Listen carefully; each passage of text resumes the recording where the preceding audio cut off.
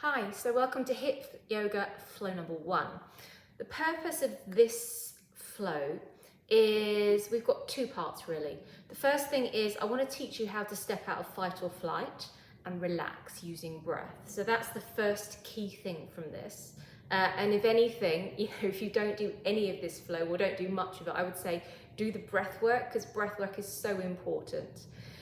The second part is about working your heart. It's about creating the resistance to create strength in your muscles, but also strengthen your bones. So we've kind of got two parts, and through the flows as well, we also cover areas that traditionally through perimenopause to postmenopause, we either get weaknesses or discomfort. So we're looking at wrists, we're looking at pelvic floor, we're going to do some core recruitment, because if your core's not firing up and your posture's wrong, then it affects your breath, it affects your pelvic floor, it affects your balance, it affects so many things.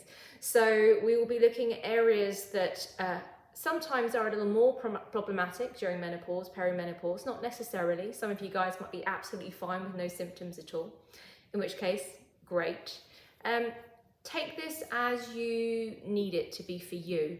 So I'll do X amount of flows, but if you just sort of do one or two and take a rest, it's really important that you do so, because you know your body better than me. So be really respectful for your body. Don't feel you have to do the whole thing. You might choose to do the warm up today and then one HIT flow and then stretch.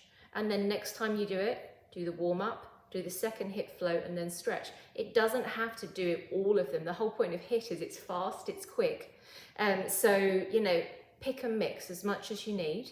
If you want to do kind of all of the HIT flows one by one, do, but make sure you take time to calm in between each. The reason we do that is we want to drop your cortisol levels, which get elevated during high intensity activity.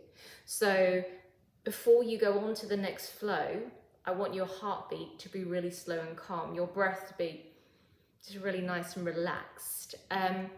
You will get better at this if you're not used to it. It might take longer than the time I give you to calm down, in which case you take that extra time. But make sure this suits you. So there we go. Let's get started.